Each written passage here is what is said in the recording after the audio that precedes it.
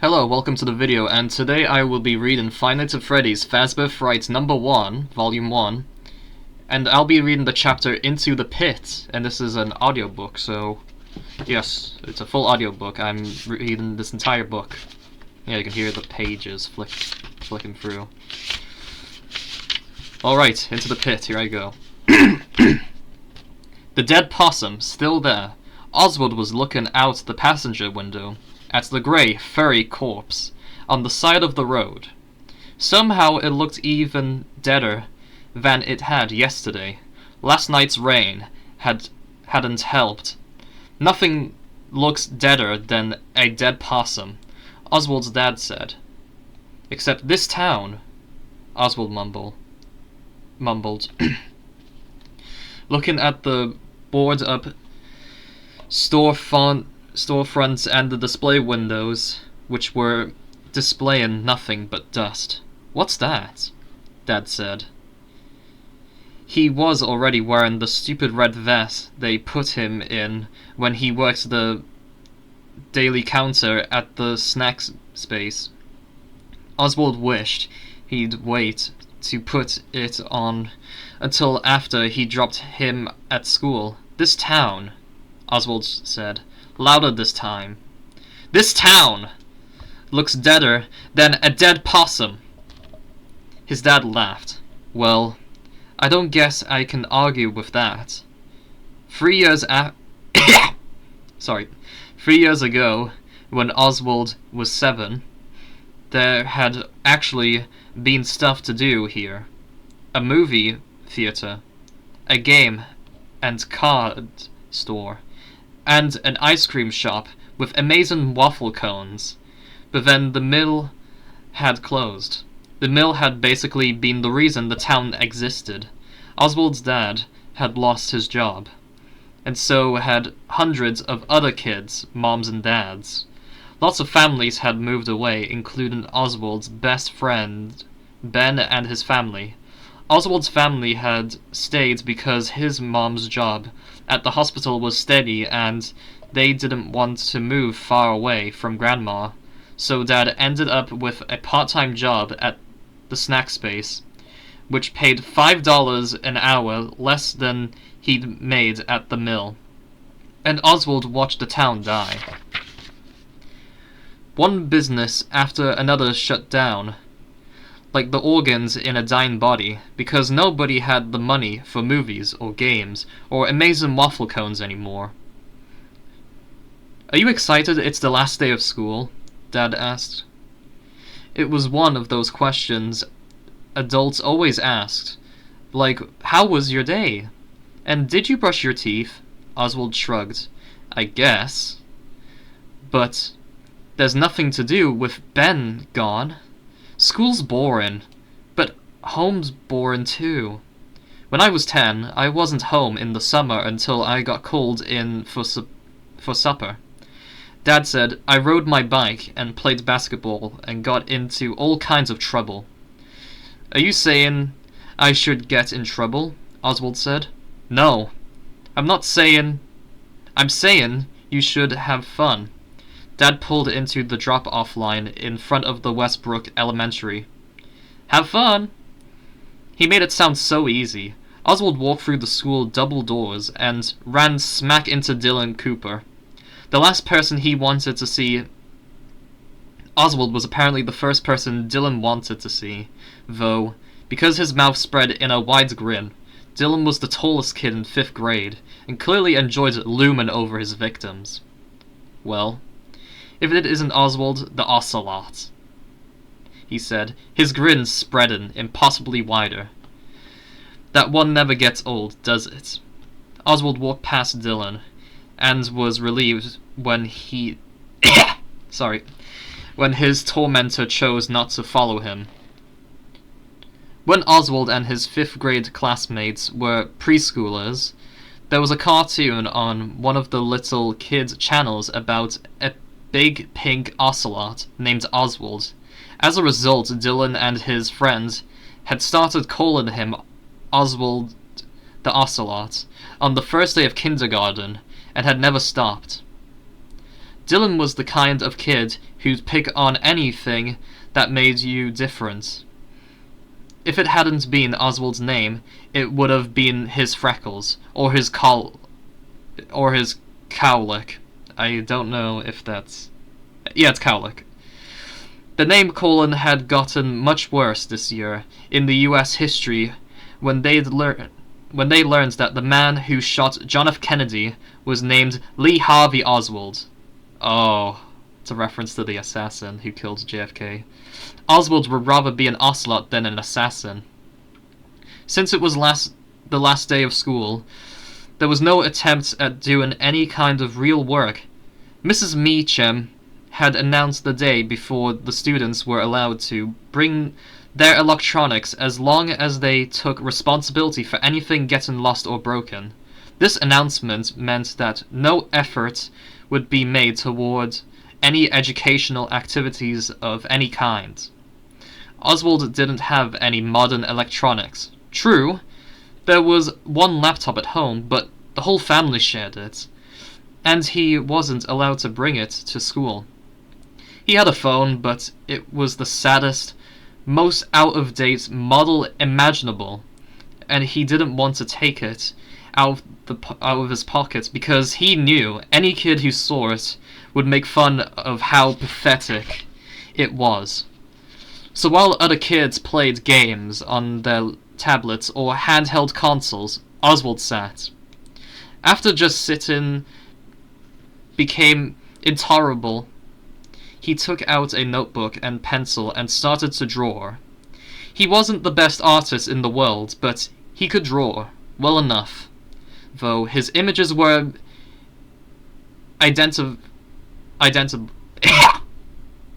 Sorry, I don't know how to spell this, how to pronounce it. Identifiable.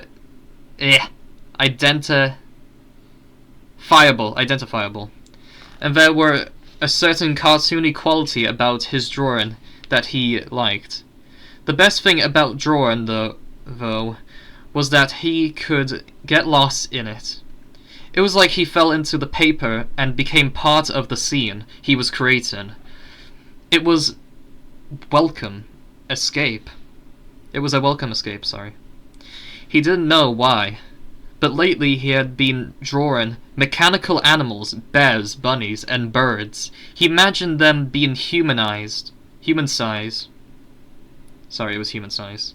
And moving with the jerkiness of robots in an old science fiction movie. They were furry on the outside, but the fur covered a hard metal skeleton filled with gears and circuits. Sometimes he drew the animals' exposed metal skeletons or sketched them with the fur peeled back to show some of the mechanical workings underneath. It was a creepy effect, like seeing a person's skull peeking out from beneath the skin. Oswald was so immersed in his drawing that he was startled when Mrs. Meacham turned off the lights to show a movie. Movies was always seemed like a teacher's final act of desperation of the day before break, a way to keep the kids quiet and relatively still for an hour and half before setting them loose for the summer. The movie Mrs. Meacham chose was, in Oswald's opinion, too babyish for a room full of 5th graders. It was about a farm with talking animals, and he had watched it before. But he watched it again, because really, what else did he have to do? At recess, kids stood around tossing a ball back and forth and talking about what they were going to do over the summer. I'm going to the football camp. I'm going to the basketball camp. I'm going to hang out with the neighbor's pool. I'm going to hang out at the neighbor's pool. Sorry. I keep saying it wrong. I keep missing one word. I'm going to hang out at my neighbor's neighborhood pool. Forget it. I already screwed it up anyway. Who cares? I'm going to keep going. Yeah, deal with it. I'm going to stay with my grandparents in Florida. Oswald sat on a bench and listened. For him, there would be no camps and no pool memberships and no trips because there was no money. And so he'd draw pictures, play his old video games that he'd already beaten 1,000 times, and maybe go to the library. If Ben were still here, it would be different. Even if they were just doing the same old stuff, they'd be doing it together. And Ben could always make Oswald laugh, riffing on video game characters, or doing a perfect impression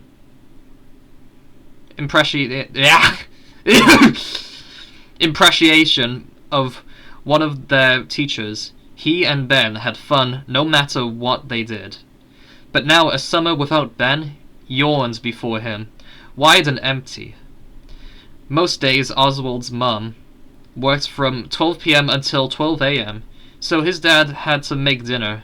Usually they got by on frozen meals like lasagna or chicken pot pie, or on cold cuts of potato salad from the snack space deli that were still good enough to eat, but not good enough to sell. When Dad did cook, it was usually things that just required boiling water. While Dad got their dinner ready, Oswald's job was to feed Jinx, their very spoiled black cat.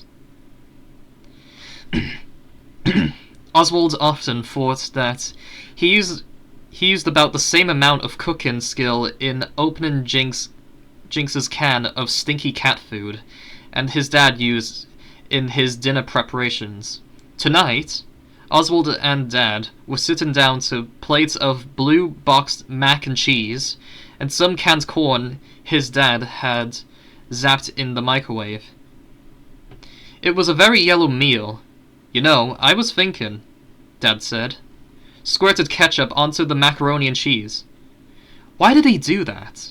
Oswald wondered. I know you're old enough to stay home by yourself some, but I don't like the idea of you staying by yourself the whole day while your mom and I are at work. I was thinking you could ride into town with me in the mornings, and I could drop you off at the library. You could read, surf the net. Oswald couldn't let this one slide. How out of date could his dad be? Nobody says surf the net anymore, Dad. They do now, because I just said it. Dad forked up some macaroni. Anyway, I thought you could hang I thought you could hang out in the library in the mornings. When you get hungry, you could head over to Jeff's Pizza for a slice and a soda, and I could pick you up there once my shift's over at 3. Oswald considered for a moment Jeff's Pizza was kind of weird. It wasn't dirty exactly, but it was run down. The vinyl on the booth seats had been repaired with duct tape, and the plastic letters had fallen off the menu board above the counter, so the listed toppings included pepperoni and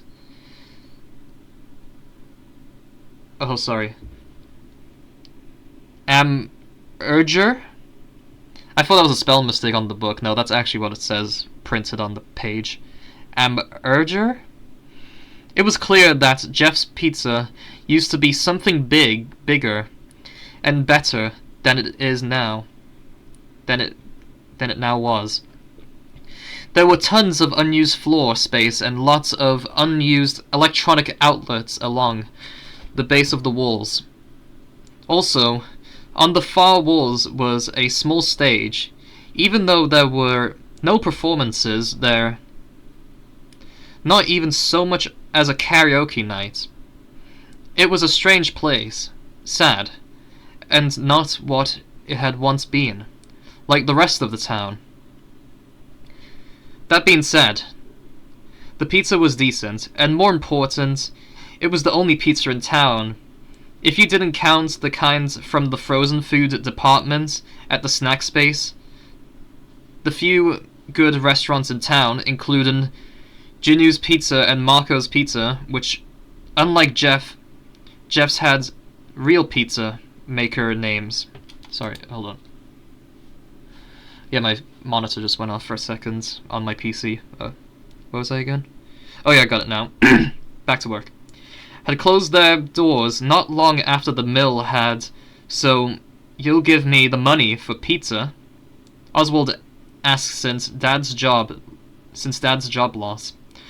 Oswald's allowance had dwindled to practically nothing. Dad smiled, a kind of sad smile. It seemed to Oswald's son we're bad off. But we're not so bad off. I can't spot you 35 for a slice and a soda. Oh, that's sad. Okay, Oswald said. It was hard to say not to a warm, gooey cheese slice, since it wasn't a school night and wouldn't be again for quite some time. Oswald stayed up after Dad went to bed and watched an old Japanese monster movie with Jinx curled up purring on his lap. Oswald had seen a lot of B-grade Japanese horror films, but this one... I'm gonna scuff up this name because I cannot read this right. Zendrelix versus Mechazendrelix. Hopefully I said the name right, because I think it's a Japanese name, I don't know. Was new to him. As always, Zendrelix just looked like a giant dragon thing, but Mechazendrelix reminded him of a mechanical animal he drew when he stripped them of their fur. Wait, is this just Godzilla, like a parody of that in FNAF? Hey, it is. Mechagodzilla, but it's Mechazendrelix. Okay, I'm trying to remember where I was at. Oh, okay, he laughed at the movie's special effects. The train Zendrelix destroyed was clearly a toy, and at how the actor's lip movements didn't match the dubbed in English. That's just typical anime right there. That's just an anime English dub in a nutshell. Somehow, though, he always found himself rooting for Zendrelix. Even though he was just a guy in a rubber suit, somehow he managed to have a lot of personality. In bed, he tried to count his blessings. He didn't have Ben, but he had monster movies and the library and lunchtime pizza slices. It was better than nothing. But it still wasn't going to be enough to keep him going all summer. Please, he wished, his eyes closed tight. Please, let something interesting happen. Oswald woke to the smell of coffee and bacon. The coffee he could do without, but the bacon smelled amazing. Breakfast meant time with his mom, often the only time he got with her until the weekend. After one necessary stop, he hurried down the hall to the kitchen. Well, look at that! My rising 6th grader has risen! Mom was standing over the stove in her fuzzy pink bathrobe. Her blonde hair pulled back in a ponytail, flipping. Oh, yum. Where'd those pancakes? Hi, Mom. She opened her arms. I demand a morning hug. Oswald sighed like it annoyed him, but he went over and hugged her. It was funny. With Dad, he always said he was too old for hugs, but he never turned down his mom's open arms. Maybe it was because he didn't get to spend much time with her during the week. While he and Dad spent so much time together, they sometimes got on each other's nerves. He knew Mom missed him and felt bad for having to work such long hours. But he also knew that since Dad's job at the snack space was just part-time, Mom's long hours were most of the reason the bills were getting paid. Mom always said that adult life was a fight between time and money. The more money you earned to spend on bills and necessities, the less time you got to spend with your family. It was difficult. It was a difficult balance. Oswald sat down at the kitchen table and thanked his mom when she poured his orange juice. First day of summer break. Huh? Mom. Mom went back to the stove to scoop up a pancake with her spatula. Huh? He probably should have tried to sound more enthusiastic, but he couldn't muster the energy. She slid the pancake onto his plate and then served him 2 strips of bacon. Not the same without Ben. Huh. He shook his head. He wasn't going to cry. Mom ruffled his hair. I know, it's a bummer. But hey, maybe a new friend will move to town. Oswald looked at her hopeful face. Why would anybody move here? Okay, I see your point, Mom said. Pillin' on another pancake, but you never know. Or maybe somebody cool already lives here. Somebody you don't even know yet. Maybe, but I doubt it, Oswald said. These pancakes are great, though. Mom smiled and ruffled his hair again. Well, I've got that going for me anyway. Do you want more pancake? No, sorry. I was looking at the other line. Okay, restart. Do you want more bacon? If you do, you better grab it before your dad gets in here and vacuums it all up. Sure. It was Oswald's personal policy. Yeah, that's how you say it. Never to refuse more bacon. The library was actually kind of fun. He found the latest book in a science fiction series he liked and a manga that looked interesting. Oh my goodness, they've got manga? Manga in the town? Okay, back to reading. As always, he had to wait forever to use the computers because they were all taken by people who looked like they had no place else to be. Men with straggly beards, wearing layers of ratty clothing, too thin, women with sad eyes and bad teeth. He waited his turn politely, knowing that some of these people used the library for shelter during the day. They spent the night on the streets. Jeff's pizza was as weird as he remembered. The big empty space beyond the booths and tables was like a dance floor where nobody danced. The walls were painted a pale yellow, but they must have used cheap paint or only one coat, because shapes of whatever had been on the walls before were still visible. It was probably been some kind of mural with people or animals, but now it was just shadows behind the thin veil of yellow paint. Oswald sometimes tried to figure out what the shapes were, but they were too blobby to make out. Then there was the stage that never got used, standing empty but seemingly waiting for something, though a feature even weirder than the stage lay in the back right corner. It was a large rectangular pen surrounded by yellow netting, but it had been roped off with a sign that said, "Do not use." The pen itself was filled with red, blue, and green plastic balls that had probably been brightly colored once, but were now faded and fuzzy with dust. Ooh, the time-traveling ball pit. Oswald knew the ball pits had been popular features in kiddie playlands, but had largely disappeared because of concerns about hygiene, after all. Who was going to disinfect all those balls? Oswald had no doubt that if ball pits had still been popular when he was little, his mom wouldn't have let him play in one.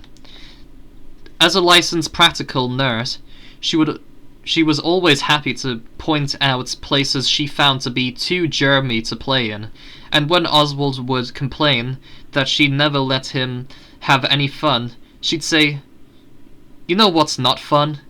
Pink eye." Except for the empty stage and the ball pit, the strangest feature in Jeff's Pizza was Jeff himself. He seemed to be the only person who worked there, so he both took orders at the counter and made the pizzas. But the place was never crowded enough that this was a problem. Today, like all other days, Jeff looked as if he hadn't slept in a week. His dark hair was sticking up in weird places, and he had alarming bags under his bloodshot eyes.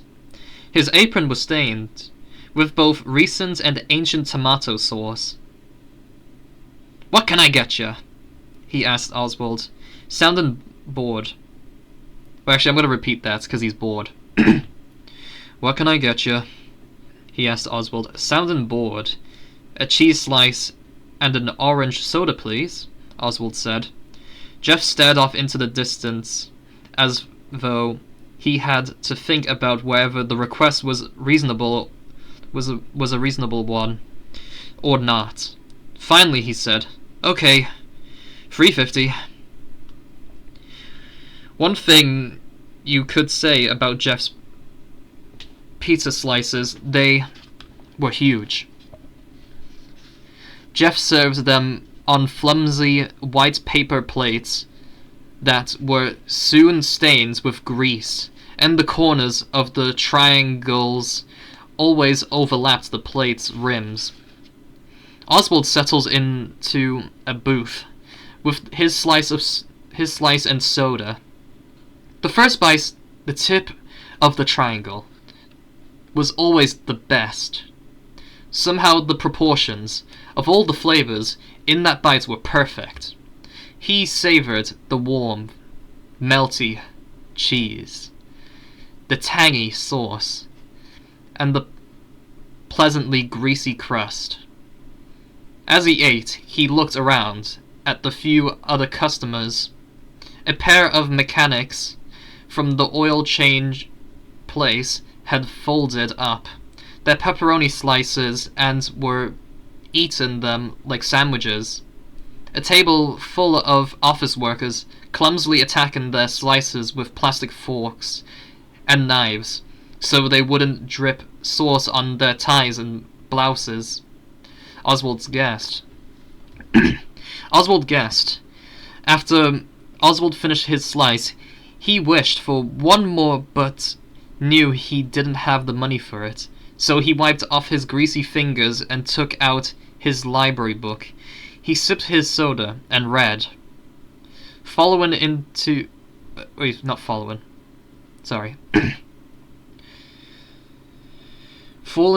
a world where kids with secret powers went to a special school to learn how to fight evil.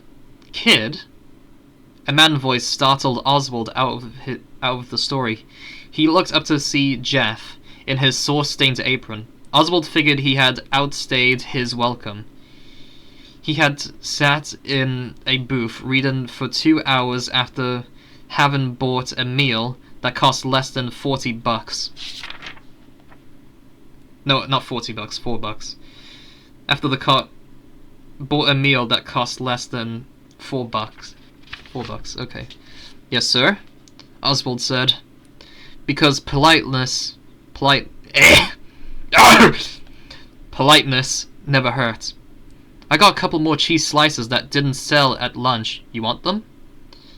"Oh," Oswald said. Well, actually, no, he's not surprised. Why did I do it that way? "Oh," Oswald said. "No thanks. I don't have any more money." He wished he didn't, though. "On the house," Jeff said. "I just have to throw him away anyway. I have to throw him out anyway." "Oh. Okay, sure. Thanks." Jeff picked up Oswald's empty cup. "I'll get you some more orange juice while I'm at it." Thanks. That was funny. Jeff's expression never changed. He looked tired and miserable, even when he was being extra nice. Jeff brought 2 slices stacked on a paper plate and a fresh cup of orange soda. Here you go. Here you go, kid. He said. Hold on. I'm just trying to get my PC likes to turn off the monitor. The monitor likes to turn off on its own because I'm obviously reading the book, so my hands are not on the mouse every time to keep the screen on. Alright, back to reading this book, because I have all day to read this book. Okay. I'm trying to remember where it is, I got lost. He said, setting down the cup and the plate. Thank you, Oswald, wondering for a minute if Jeff felt sorry for him. If Jeff might think he was terribly poor, like the homeless people who hung out all day in the library instead of just the regular, barely making ends meet, poorer than he was. Pardon me. But then Oswald figured if there was free pizza sitting in the front of you, maybe it wasn't time to worry about the reason for it. Maybe it was time to eat. Oswald had no problem polishing off the 2 huge slices. For the past month, his appetite had been unstoppable. When Mom cooked him piles of pancakes in the morning, she said he must be having a growth spurt causing him to eat like he had a hollow leg. His phone vibrated in his pocket. The second he sucked down the last of his soda, he looked at his dad's text. We'll be out front at Jeff's in 2 minutes. Perfect timing. It had been a good day. The days at the library and Jeff's pizza started to add up. The first couple of weeks had been great, but now the library didn't have the next book in the series he was reading, and he had grown bored with his online fantasy game, which, while advertised as free, now wouldn't let him advance any further without paying money. He had gotten tired of not having anybody his age to hang out with. He hadn't gotten tired of pizza yet, but he was starting to imagine that he might, in the future. Tonight was Family Fun Night, a 1-night-a-week event that varied depending on Mom's work schedule back when the mill was still open. Family Fun Night meant dinner in a restaurant, pizza or Chinese or Mexican, after their meal. They do some fun activity together. They'd go to the movies if something kid-friendly was playing, but if not, they'd go to the bowling alley or to the roller rink, where Mom and Dad used to go on dates. When they were in high school, Mom and Dad were great skaters, and Oswald was terrible. But they'd skate on either side of him, holding his hands and keeping him up. They usually top off their evening with a waffle cone at the ice cream place downtown. Oswald and Mom would make fun of Dad because no matter what ice cream flavor were available, he always got vanilla. Since the mill closed down, though, Family Fun Night had turned into an at-home affair. Mom would make something for dinner that was easy but festive, like tacos from a mix or hot dogs. They'd eat and then play board games, watch a movie they'd rented from Redbox. It was still fun, of course, but sometimes Oswald wished aloud for the old days of seeing new movies at the theater and having waffle cones cones after, and Dad had to remind him that the important thing was that they all got to spend time together. Sometimes when the weather was nice, they'd have a family fun night. They'd pack a picnic of cold cuts and salads caressy. Sorry, I'm trying to figure it out. Cortesi of the snack space, and head over to the state park. They'd eat their dinner at a wooden table and watch the squirrels and birds and raccoons afterward. They go for a walk on one of the hiking trails. These outings were always a nice change, but Oswald was also aware of why there were the only family fun nights that ever got them out of the house. Picnics were free. Tonight they were staying in. Mom had made spaghetti and garlic bread. They had played a game of Clue, which Mom won, as she usually did, and now they were piled up on the couch together, in their pajamas, with a huge bowl of popcorn between them, watching a remake of an old science fiction movie. Once the movie was over, Dad said, "Well, that was pretty good, but not as good as the real version." "What do you mean, the real version?" Oswald said. That was the real version? "Not really," Dad said.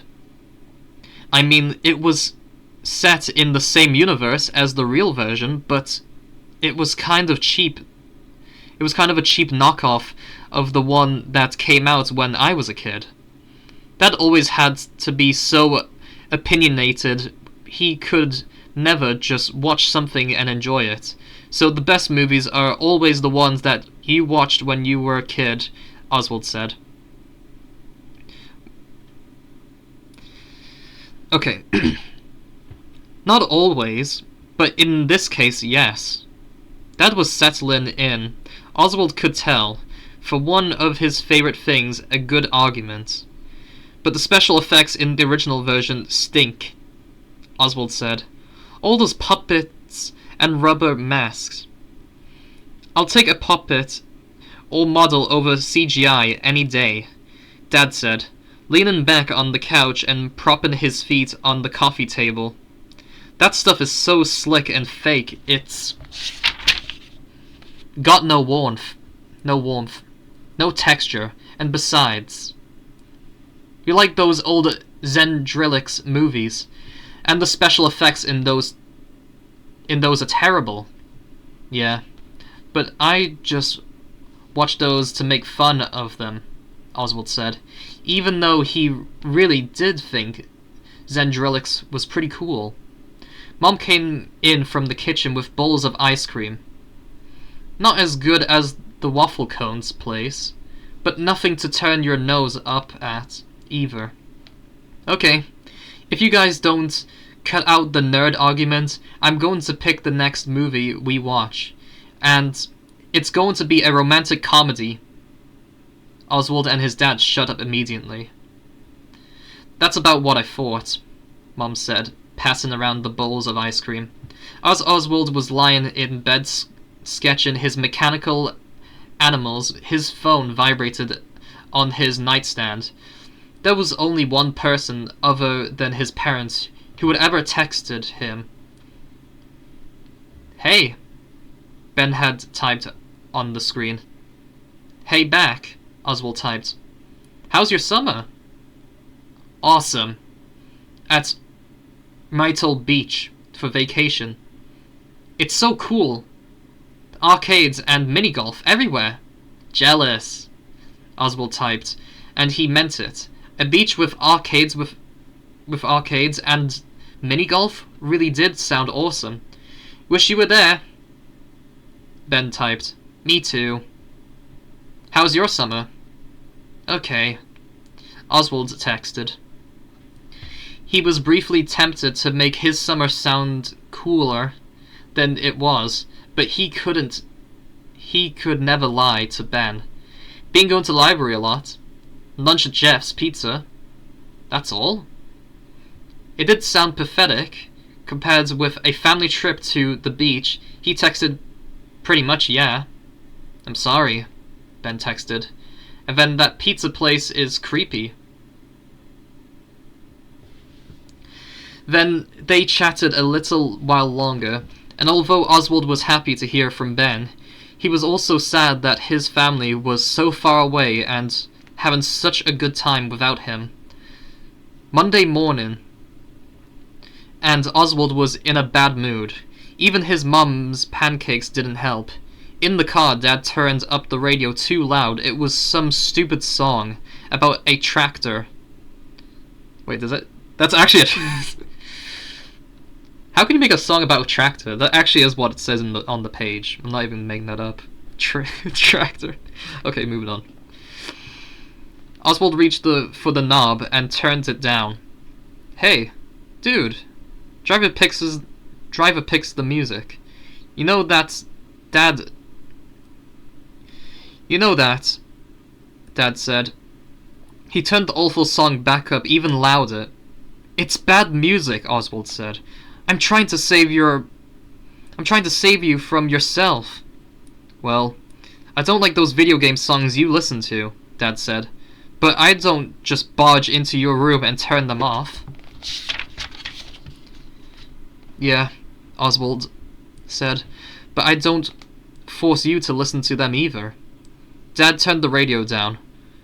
What's with the attitude, son? Whatever's bothering you. It's not just that I like country music. Wait, that's country music? Well, actually, no, that would make sense because there's a tractor involved in the song. Alright. Oswald didn't feel like talking, but clearly he was being forced to. And once he opened his mouth, he was surprised to sorry. He was surprised to feel complaints erupting from him, like lava from a volcano. I'm tired of every day being exactly the same. Ben texted me yesterday. He's at I forgot how to say the name of the beach. Hold on.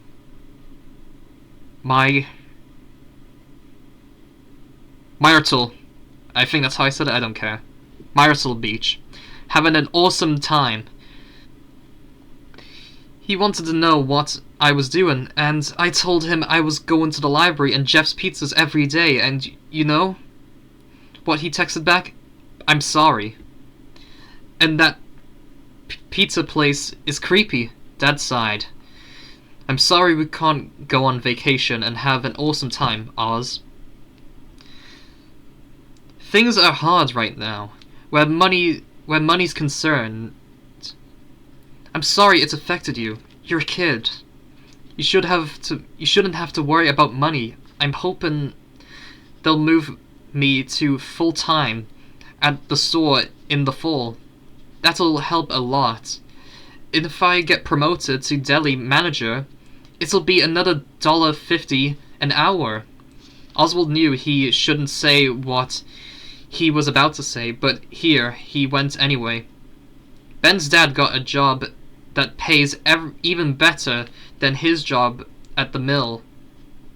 Dad tightened his grip on the steering wheel. Yeah, well, and then Dad had to move 500 miles away to get that job. His voice sounded tight as his grip on the wheel, and Oswald couldn't tell his jaw was clenching. Well, not clenching, clenched. Couldn't tell his jaw was clenched. Your mom and I talked a lot about it, but we decided not to move, especially with your grandma living here and needing help sometimes. This is our home, kiddo, and things aren't perfect, but we just have to make the best of them. Oswald felt himself crossing the line from grumbling into grounded territory. But why did some people get the best of everything and others had to settle for free library visits and cheap pizza? and so every day you toss me out on the streets like garbage. If this is the best of things, I'd hate to see the worst. Now, son, don't you think that's a little dramatic?" Oswald didn't stick around to hear the rest of his dad's criticism. He got out of the car and slammed the door. His dad sped away, probably glad to get rid of him. Just as he predicted, the library still didn't have the book he wanted. He flipped through a new he flipped it through hold on. Sorry, okay, back to reading. He flipped through a few magazines, the kind with exotic jungle animals, which he usually liked, but they weren't doing much for him today. When his turn came for a computer, he put his earbuds and watched some YouTube videos, but he wasn't in a good enough mood to laugh. At lunchtime, he sat in Jeff's Pizza with his slice and soda. Every day, a cheese slice. If his dad wasn't so stingy, he'd give him another $1 so he could have pepperoni on or sausage. But no, it had to be the cheapest pizza you could get. Sure, money was tight, but really, was another $1 a day going to break the bank? Looking around the place, Oswald decided Ben was right. Jeff's Pizza was creepy. There were those shadowy painted over figures on the walls, the dusty abandoned bull pit, and when he thought about it, Jeff was kind of creepy, too. He looked 100 years old, but was probably just 30. With those heavy-lidded, bloodshot eyes, the stained apron, and the slow speech and movement, he was like a zombie pizza chef. Oswald thought about his argument with Dad that morning. Soon, Dad would be texting him, expecting him to come outside to the car. Well, today was going to be different. Today, Dad would have to come and find him. There was one perfect place to hide. Oswald was going into the bull pit. The pit was pretty gross. Really? Obviously untouched for years, the plastic spheres were covered in a grey fuzzy dust, but hiding there would be a great prank on his dad. His dad, who was always dropping him off and picking him up like somebody's dry cleaning, would actually have to get out of the car and make an effort for a change. Oswald wouldn't make it easy for him either. Oswald took off his shoes. Yes, the bull pit was disgusting, but at least getting into it would make today's difference from all the other days that had come before it. He climbed into the pit and felt the bulls parting to make room for his body. He moved his arms and legs. It was a little like swimming. If you could swim in dry plastic spheres, he found his footing at the bottom of the pit. Some of the bulls were strangely sticky, but he tried not to think about why. If he was going to trick his dad, he was going to have to go all the way under. He took a deep breath, as if he were about to jump into a swimming pool, and fell to his knees. That put him up to his neck, wiggling around so he was sitting on the pit floor, but put his head under too. The bull spread apart far enough that he could breathe, but it was dark and made him feel claustrophobic. The place stank of dust and mildew. Pink eye? He could hear his mother's voice saying, "You're going to get pink eye." The smell really was getting to him. The dust tickled his nose. He felt a sneeze coming on, but he couldn't move his hands through the spheres fast enough to reach his nose and muffled it. He sneezed 3 times, each one louder than the one before. Oswald didn't know if his dad was looking for him yet, but if he was, the sneezing ball pit was probably giving away his location. Besides, it was too dark and too gross in there. He had to come up for air. As he rose, his ears was assaulted by the sound of beeping electronics and yelling and laughing kids. It took a few seconds for his eyes to adjust from the darkness of the pit to the brightness that now surrounded him, the flashing lights and vivid colors. He looked around and muttered, "Toto? I don't think we're in Kansas anymore." The walls were lined with shiny arcade cabinets housing games he heard his dad talk about from his own childhood. Mrs. Pac-Man? Donkey Kong? Frogger? I don't know what that says because it's like blurted out a bit. I think it says Querbert. It's just it's blurted. There's a bit of a letter missing. Querbert's Galaga. A neon-lighted claw machine displayed plush blue elf-like creatures and orange cartoon cats. He looked down at the pit and realized he was surrounded by little kids wallowing in the strangely clean and now brightly colored plastic orbs. He stood over the preschoolers like a giant. He stepped out of the pit to find his shoes, but they were gone. Standing on the colorful carpet in his sock feet, he looked around. There were lots of kids his age and younger, but there was something different about them. Everyone's hair was styled and fluffy, and the boys wore polo shirts in colors lots of guys wouldn't be caught dead in, like pink or aqua. The girls' hair was almost unbelievably big, with bangs that stood out from their foreheads like claws. They wore pastel-colored tops that matched their pastel-colored shoes. The colors, the lights, the sounds. It was sensory overload. And what was that music? Oswald looked around to see where it was coming from. Across the room, on a small stage, a trio of animatronic animals blinked their big blank eyes, opened and closed their mouths, and pivoted back and forth in sync with a jangly, annoying song. There was a brown bear, a blue rabbit, with a red bow tie, and some kind of bird girl. They reminded Oswald of the mechanical animals he had caught himself drawing lately. The difference was that he could never decide if the animals in his drawings were cute or creepy. These were creepy. Strangely, though. The dozen or so little kids surrounding the stage didn't seem to think so.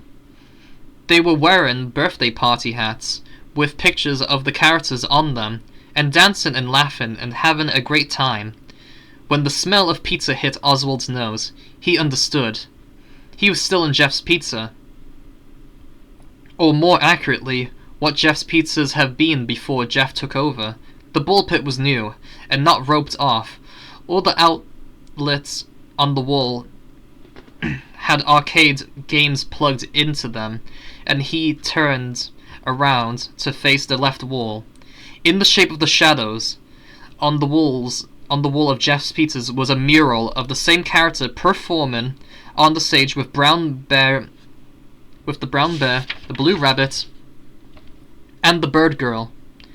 Below their faces were the words Freddy Fazbear's Pizza.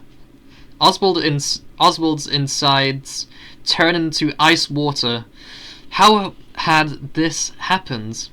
He knew where he was, but he didn't know where it was or how he got there. Somebody bumped into him and jumped more than was normal. Since he felt the physical contact, this must not be a dream. He couldn't decide if this fact was good news or not. "Sorry, dude," the kid said. He was about Oswald's age, and he was wearing a light yellow polo with the collar turned up, turned into what looked like a pair of Dad's jeans. The white tennis shoes he had on were huge, like clown shoes. He walked as if he had spent a long time fixing his hair. "Are you okay?" "Yeah, sure," Oswald said. He wasn't sure he was okay, actually, but he didn't know how to begin to explain his situation. "I've not seen you here before," the kid said. "Yeah," Oswald said, trying to figure out an explanation that wouldn't sound too weird. "I'm just visiting here. Staying with my grandma for a few weeks. This place is great, though. All these old games." "Old games?" the kid said, raising an eyebrow. "You're joking, right?" "I don't know about where you're from, but Freddy's has the newest games around here. That's why the lines to play them are so long." "Oh yeah?" "I was just kidding," Oswald said, because he couldn't think of anything else to say. He had heard his dad talk about playing a lot of these games when he was a kid.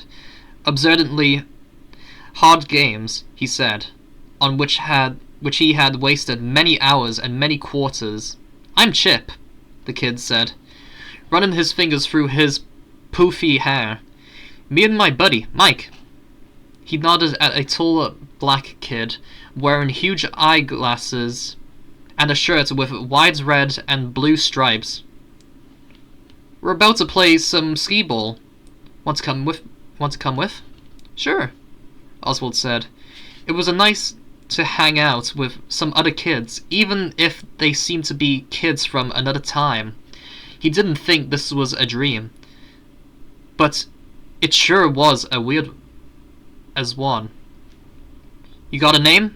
Mike said, looking at Oswald like he was some kind of strange specimen.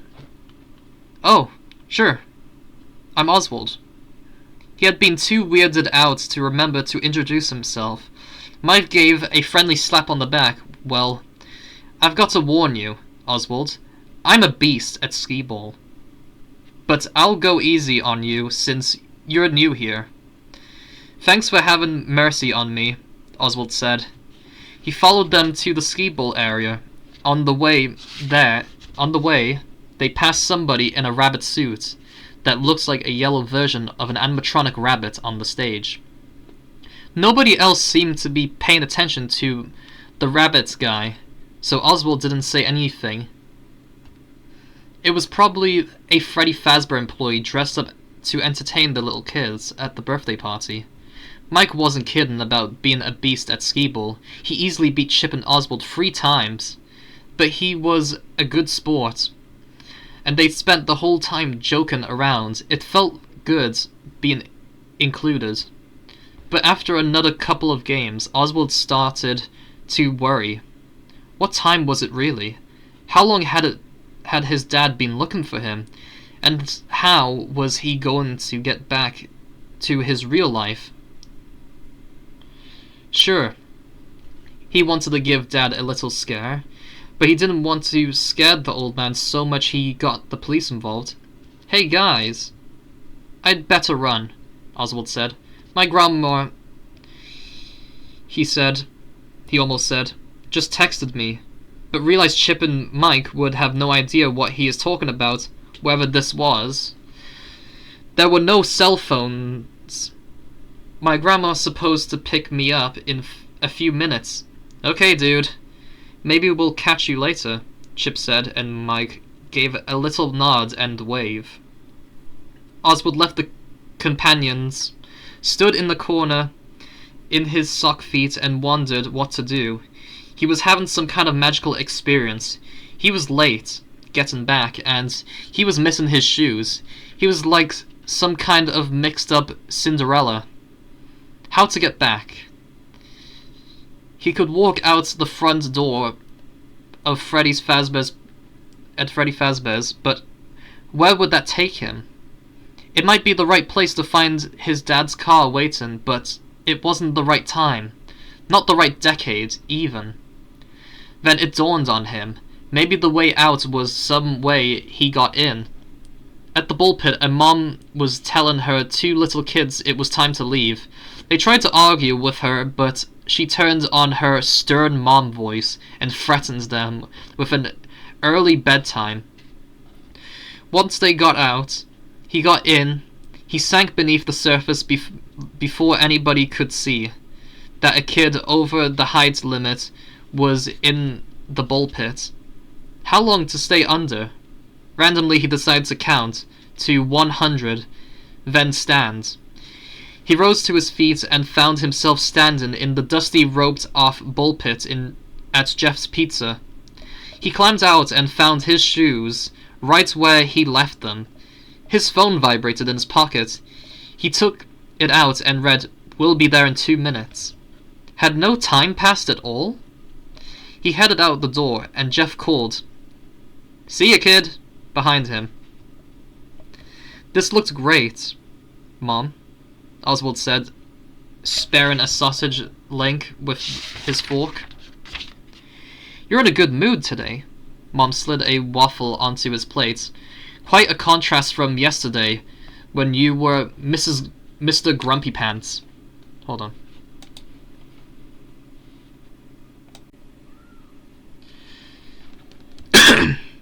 Alright, back to reading. "Yeah," Oswald said. "They're supposed to get my book in the library today." This statement was true, but it wasn't the reason Oswald was in a good mood. Of course, it wasn't like he could tell her the real reason. If he said, "I discovered a ball pit at Jeff's Pizzas that lets me travel in time," Mom would be dropping the waffles and picking up the phone to call the nearest child psychologist. Oswald picked up his book at the library, but was too impatient to read it. He headed over to Jeff's Pizza as soon as it opened at 11. Jeff was in the kitchen when he got there, so he made a beeline for the pit. He shucked off his shoes, stepped in, and sank into the depths. The depths, okay.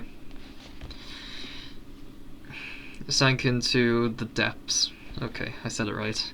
Since it had seemed to work before, he counted to 100 before he stood. The animatronic band was playing some weird jangly song that was partially drowned out by the beeping blip. Wait a minute, what? Hold on. Oh, this is different. I thought it was the same thing, because it doesn't talk about Pac-Man now. Blip, ping, and dinging of the variety of games. He wandered the floor and took in the video games. The whack-a-mole, the neon-lighted token suckers that let you win some tickets, but probably not. If you pushed the button at the right time, older kids crowded around the video games. Preschoolers climbed on the crayon-colored play equipment. Pink Eye, Oswald thought, though he had no room to talk. The way was diving into the ball pit these days. Everyone looked as it had before. He had even caught sight of a calendar hanging in an open office that helped him pinpoint the date. 1985. Hey, it's Oswald! Chip was wearing a baby blue polo with his dad's jeans and giant sneakers this time. Not a hair on his head was out of place. "Hey, Oz," Mike said. He was wearing a Back to the Future t-shirt. "Anybody ever call you that like that? The Wizard of Oz?" "They do now," Oz said, grinning. He had gone for having the loneliest summer ever to having 2 new friends and a nickname. True.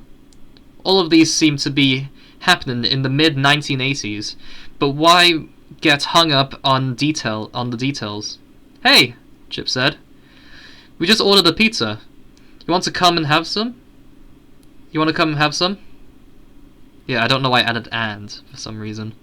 We ordered a large, so there's more than we can eat. Speak for yourself, Mike said, but he was grinning. Okay, Chip said. How about I say it's more than we should eat? Want to join us? Oswald was curious at how Freddy Fazbear's pizza compares with Jeff's. Sure, thanks. On the way to their table, they passed someone in the same yellow rabbit suit. Oh, I know what that is. Who was standing in the corner, still as a statue. Chip and Mike either didn't see him or ignored him, so Oswald tried to ignore him as well. Why hide in the corner like that, though?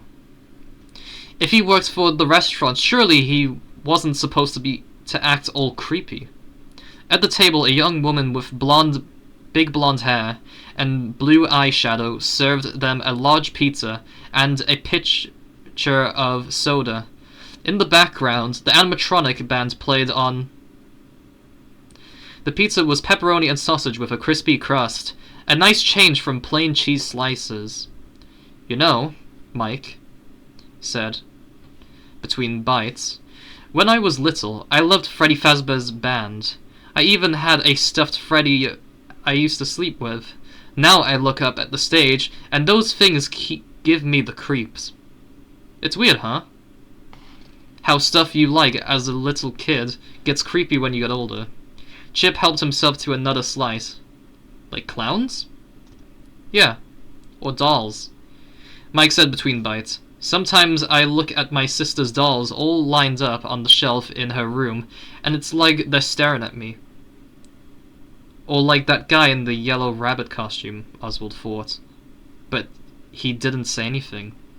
After they demolished the pizza, they played some skee-ball, Mike mopping the floor with them again, but being really nice about it. Oswald didn't worry about time anymore, because apparently time here didn't pass the same way as in his own time zone.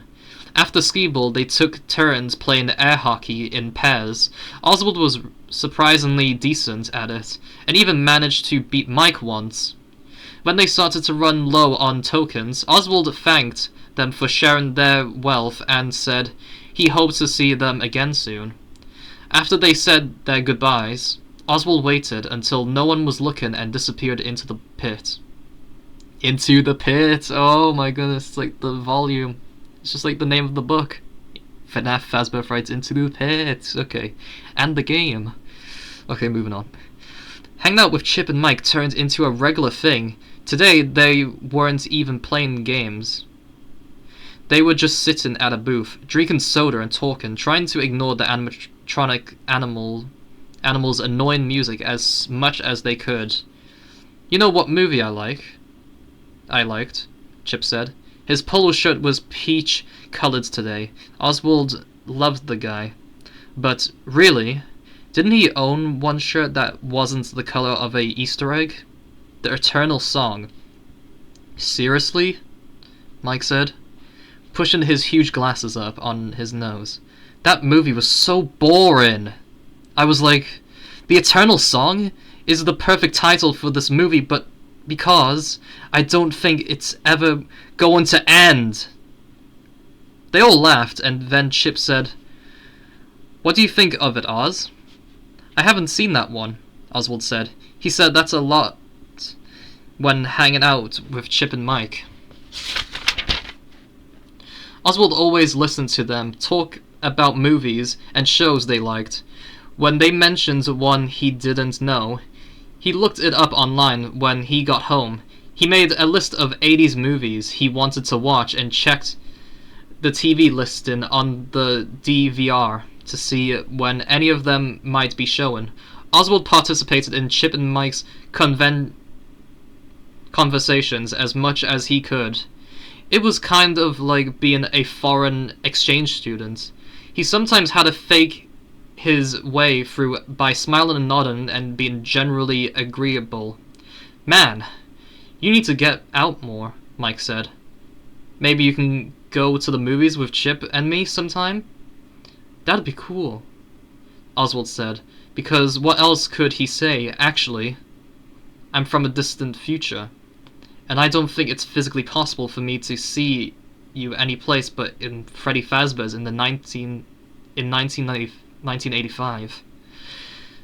They both think that was a joke on Mike, because his favorite movies was Back to the Future. "Name one movie you've seen that you really like," Chip said to Oswald. "I'm trying to figure out what your taste is." Oswald's mind went blank. What was a movie from the 80s? E.T.? E.T.? Mike slammed the table, laughing. E.T.? was like 3 years ago. You really do need to get out more. Do they not have movie theaters where you come from? They do, Oswald thought. And they have Netflix and PlayStation and YouTube and social media.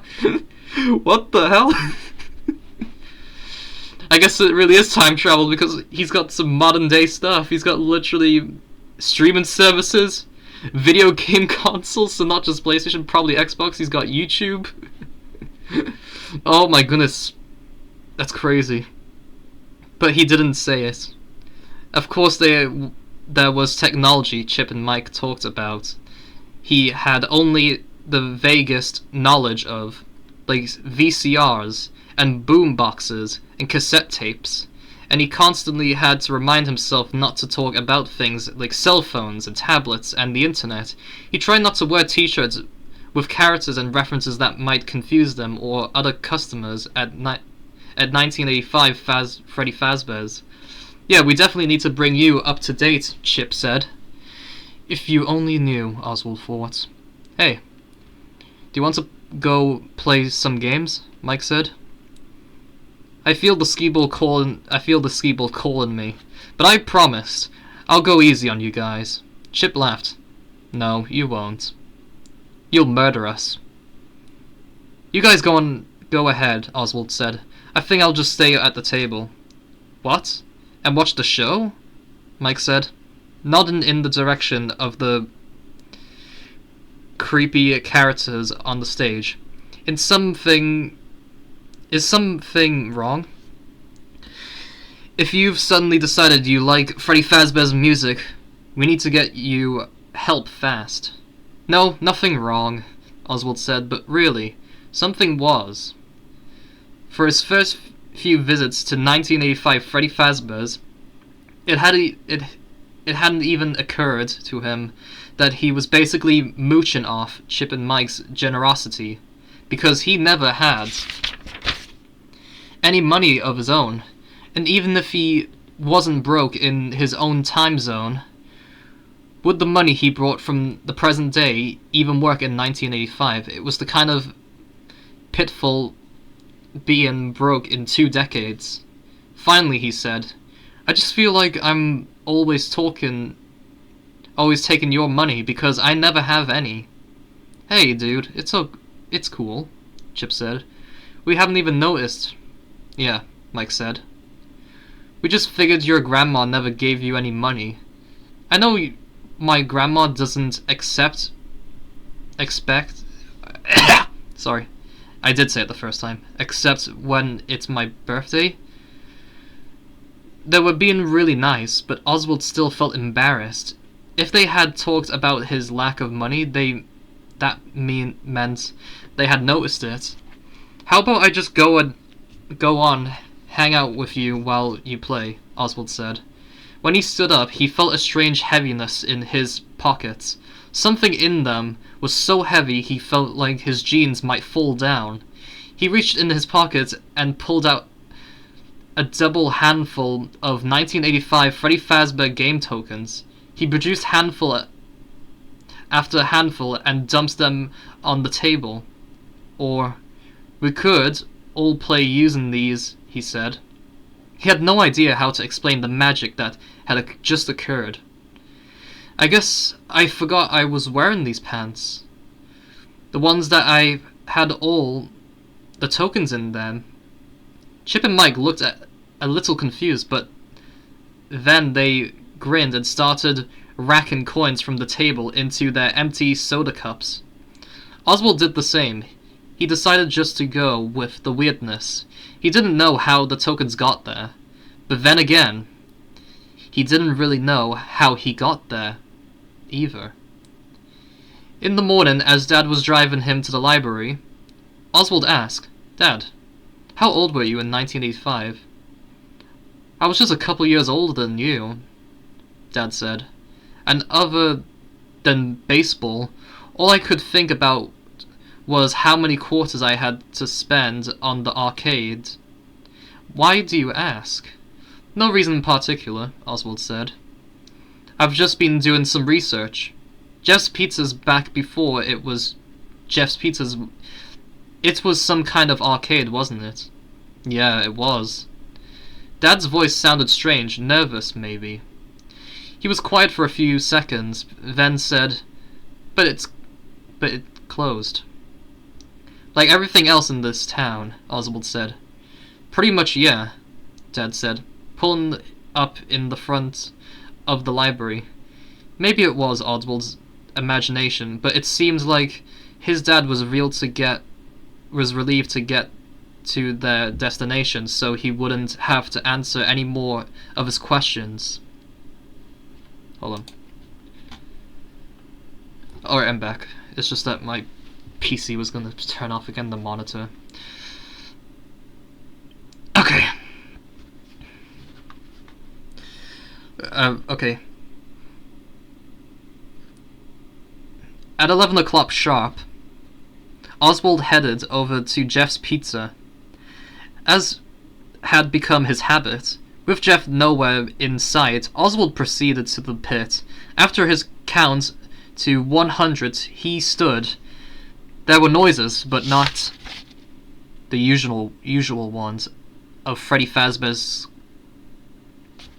screams, crying children, yells for help, the fast footfalls of people running, chaos. Were Chip and Mike here? Were they okay? Was anybody here okay? He was afraid.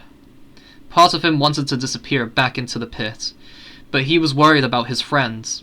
Also, he was burning with curiosity about what was going on. Even though he knew whatever it was horrible. He wasn't in danger. He told himself. Because this was the past, a time way before he was born. His life couldn't be in danger in a time before he even existed. Could it? His stomach in knots, he moved through the crowd. Past crying mothers running with their toddlers in their arms. Past dads grasping children's hands and leading them swiftly towards the exit, their faces masks of shock. "Chip? Mike?" he called. But his friends were nowhere to be seen. Maybe they hadn't come to Freddy Fazbear's today. Maybe they were safe. Scared but feeling as if he had to know what was happening, Oswald walked in the opposite direction from everyone else with an escalating feeling of dread. In front of him stood the man in the yellow bunny costume. If it was a man under there, the bunny opened a door that said private and went inside. Oswald followed. The corridor was long and dark.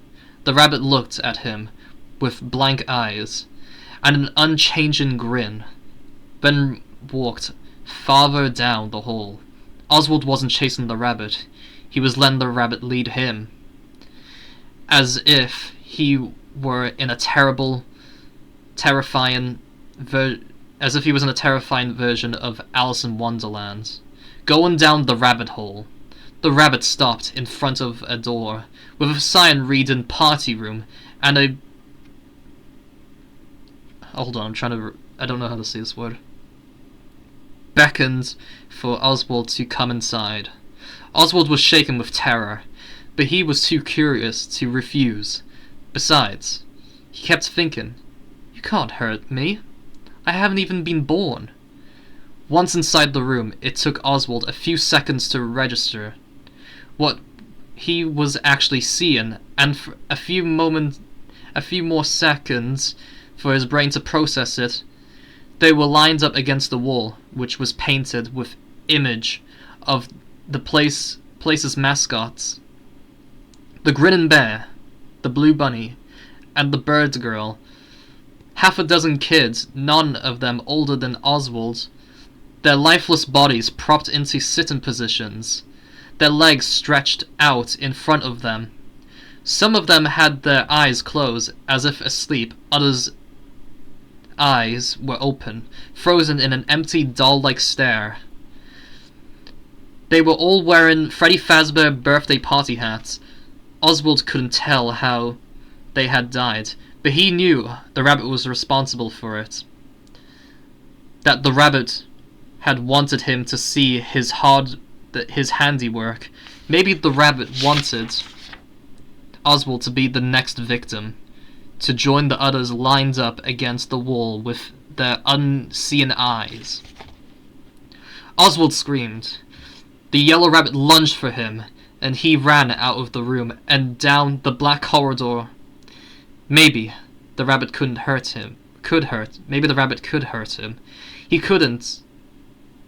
Oswald didn't want to hang around long enough to find out. He ran across the now empty arcade toward the ball pit outside. The police sirens screamed matched Oswald's own. The rabbit ran after him, getting so close that a fuzzy paw brushed Oswald's back. Oswald dove into the pit. He counted to 100 as fast as he could. When he stood, the first thing he heard was Jeff's voice. "There's the little stinker." Oswald turned to see his dad stomping towards him, while Jeff looked on. Dad looked furious, and Jeff didn't look happy either. Not that he ever did. Oswald stood frozen, too overwhelmed to move. His dad grabbed his arm and pulled him out of the pit. "What were you thinking, hiding in that nasty old thing?" Dad said. "Did you hear me calling you? Did you hear me calling you?" After Oswald was out, his dad leaned over the pit. "Look at how dirty this is. Your mother." A pair of yellow arms reached out of the pit and pulled Dad under. The struggle would have been cartoonish if it hadn't been so terrifying. Dad's feet, in their brown work boots, kicked up to the surface, only to disappear below. Then a pair of big, fuzzy yellow feet appeared, only to disappear too. The balls in the pit roiled like a stormy sea, and then they were still. The yellow rabbit rose from the pit, adjusting his purple bow tie, brushing off his front, and turned toward Oswald, grinning. Oswald backed away, but the rabbit was beside him, its arms firmly around Oswald's shoulders, guiding him toward the exit. Oswald looked at Jeff, who stood behind the counter. Maybe Jeff would help him, but Jeff wore the same hangdog expression he always wore and just said, "See you later, guys." How could anyone act like this situation was normal? Once the rabbit got him outside, it opened the passenger door of Dad's car and pushed Oswald in. Oswald watched as the bunny buckled its seatbelt and started the car. He tried to open the door, but the bunny had activated the power lock from the driver's side. The bunny's mouth was frozen in a rictus grin. Its eyes started not started. Its eyes stared blankly.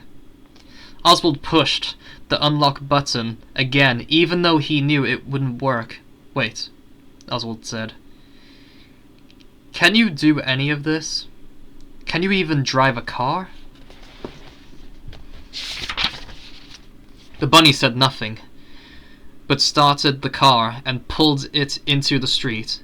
It stopped at a red light, so Oswald figured it must be able to see and must know the basic rules of driving. What did you do to my dad? Where are you taking me? Oswald could hear the panic in his voice. He wanted to sound strong and brave. Pardon me. I had food earlier as well. Like he was standing up for himself, but instead he just sounded scared and confused, which he was. The bunny said nothing. The car made a familiar right turn, then a familiar left into Oswald's neighborhood. How do you know where I live? Oswald demanded. Still silent, the bunny turned into the driveway in front of Oswald's ranch-style house. I'll run for it, Oswald thought. As soon as this thing unlocks the car door, I'll run to a neighbor's house and call the police once I'm safely inside. The locks clicked and Oswald jumped out of the car. Somehow the bunny was standing right in front of him. It grabbed his arm.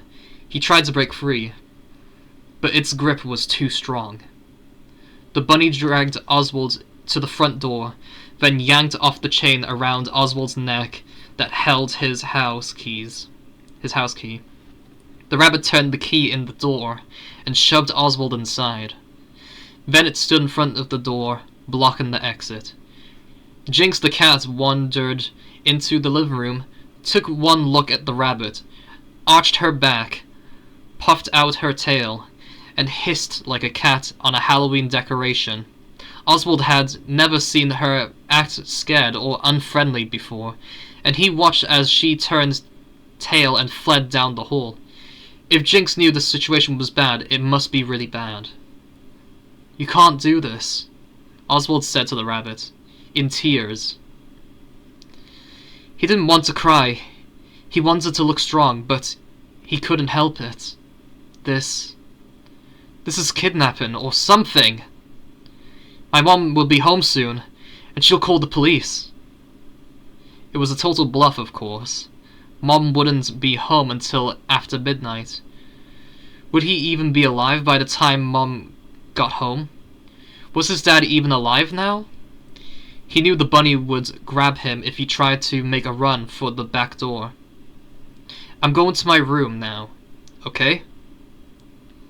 I'm not trying to escape. I'm just going to my room.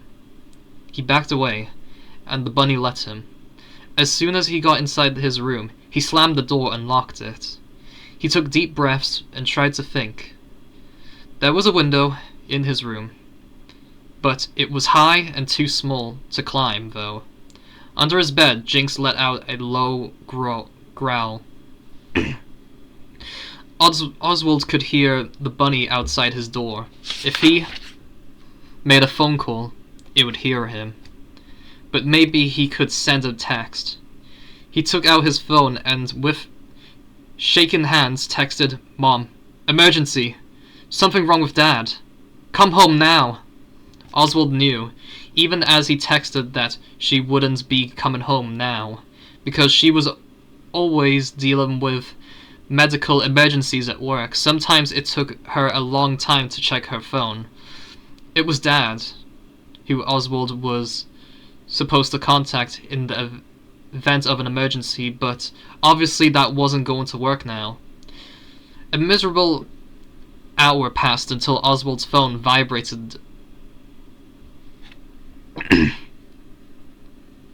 Afraid the rabbit might still be listening outside his locked door, he picked up without saying hello. Oswald, what's going on? Mom sounded terrified. Do I need to call 911? I can't talk right now, Oswald whispered. Actually, no, I'm gonna I'm gonna do it properly. I can't talk now, Oswald whispered. I'm on my way home, okay? She hung up. 15 minutes seemed to pass more slowly than Oswald thought was possible. Then there was a knock on Oswald's door. Oswald jumped, his heart in his throat. Who is it? It's me, Mom said. Sounded exasperated.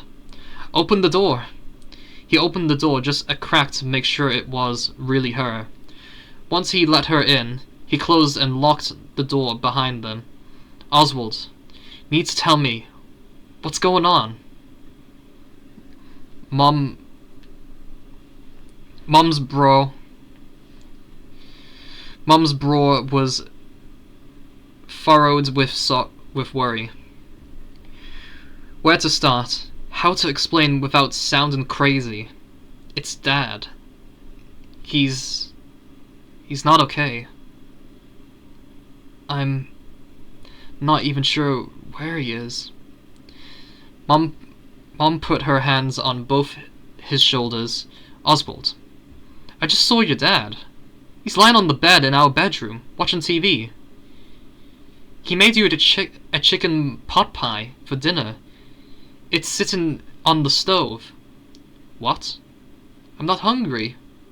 He tried to wrap his mind around his mom's words. You saw Dad? Mom nodded. She was looking at him, like he was one of her patients instead of her kid. Like she was trying to figure out what was wrong with him. And he's okay? She nodded again. He's okay. But I'm worried about you. She put her hands on his forehead, as if checking for a fever. I'm okay, Oswald said. I mean, if Dad's okay, I'm okay. He just didn't seem okay. Maybe it's good school started back. I think you're spending too much time by yourself. What could he say? Actually, I've been spending time with my new friends in 1985. Come on, PC. Alright, still rolling. Okay. Maybe so. I probably should just go on to bed. I have to get an early start in the morning.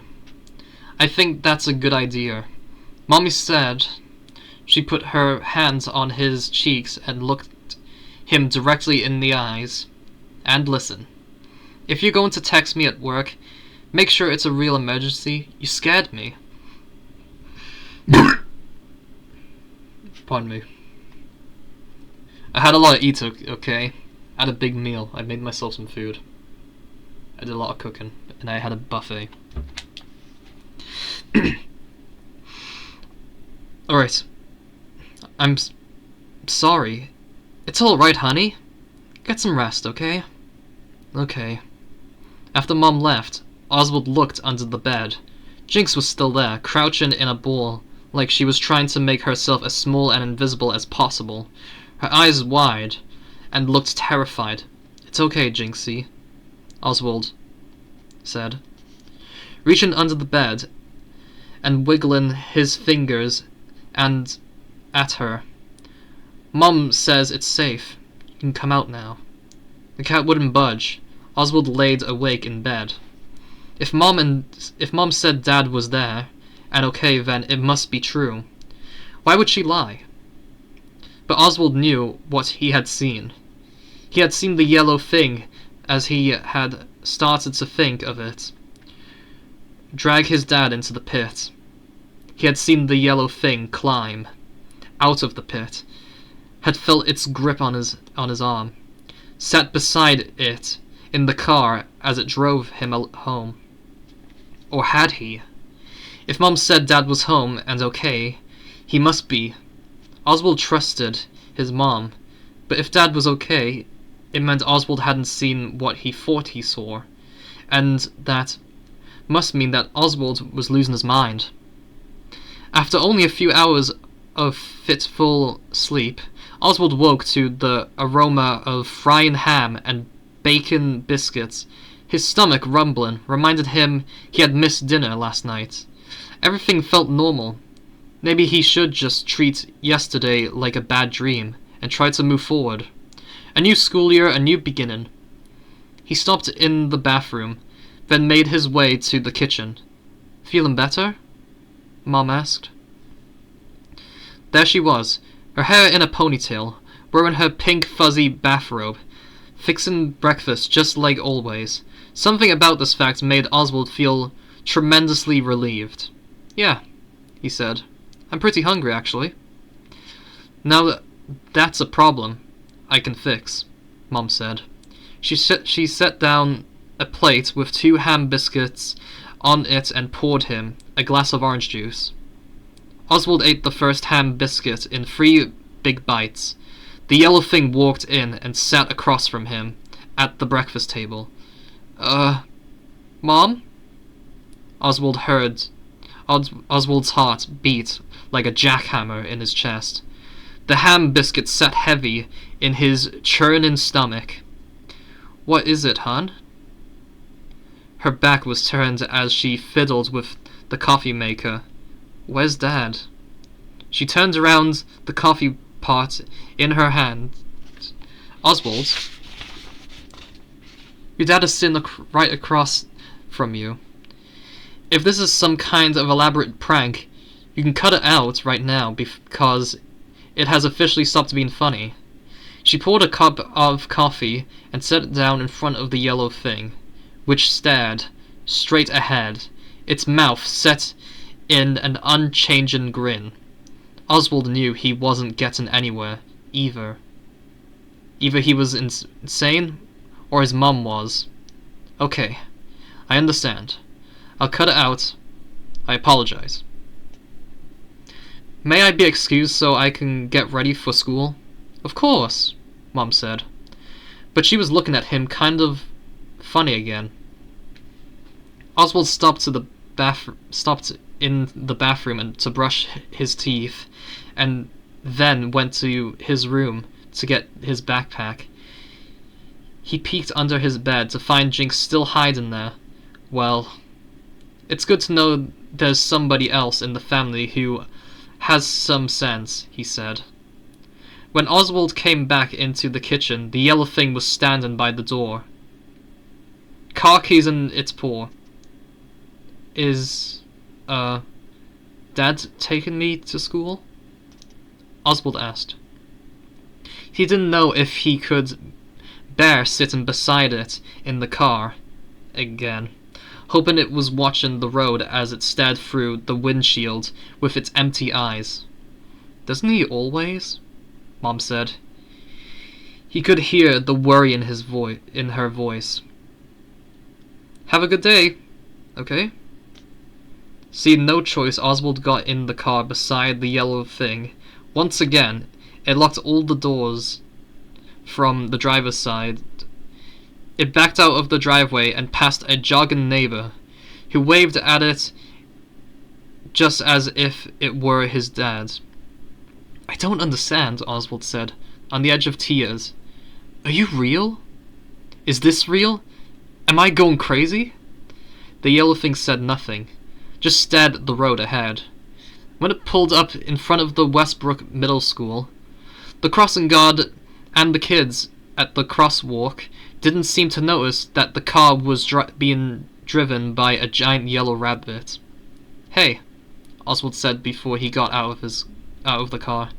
"Don't bother picking me up this afternoon. I'll just catch the bus." The school bus was a big yellow thing he could handle, because it was some kind of cosmic lore. The first person Oswald saw in the hall was Dylan, his tormentor. Well, well, well. If it isn't Oswald, the Ock. Give it a rest, Dylan," Oswald said, pushing past him. "I've gotten way bigger problems than you today." It was impossible to concentrate in class. Usually Oswald was a pretty decent student, but how could he focus with his life and possibly his sanity falling apart? Maybe he should talk to someone.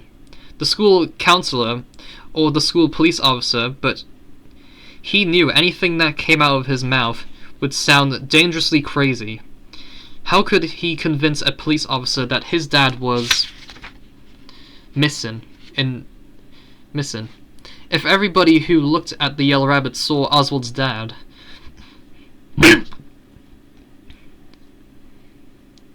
I'm really gassy today, okay? I apologize for constantly burping.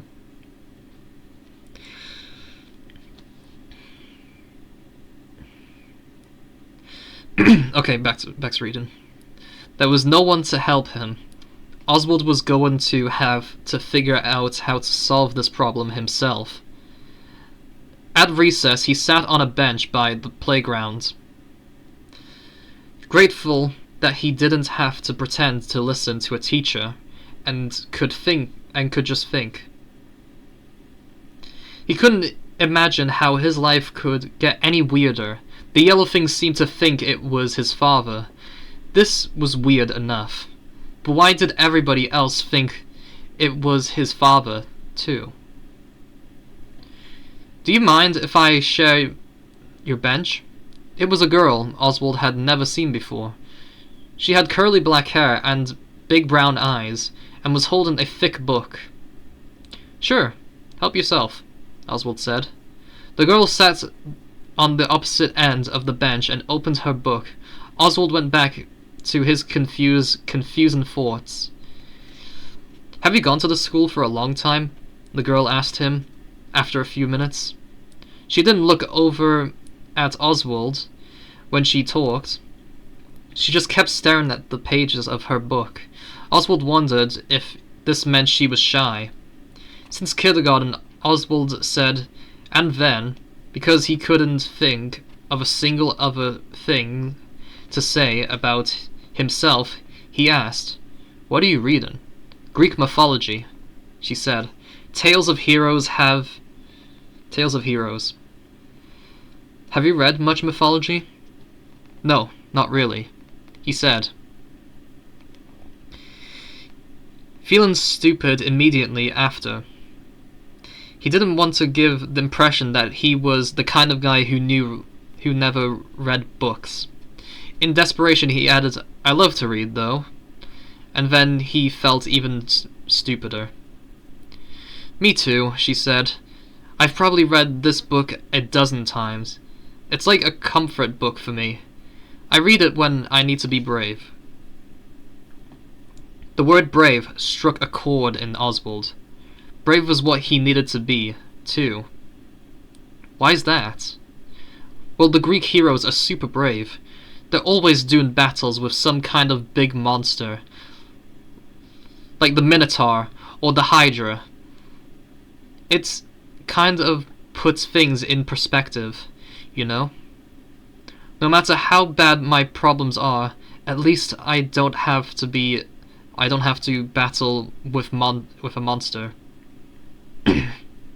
Yeah, Oswald said, even though he was trying to figure out how to do battle with a monster, a yellow long-eared monster in his own house, in his own home.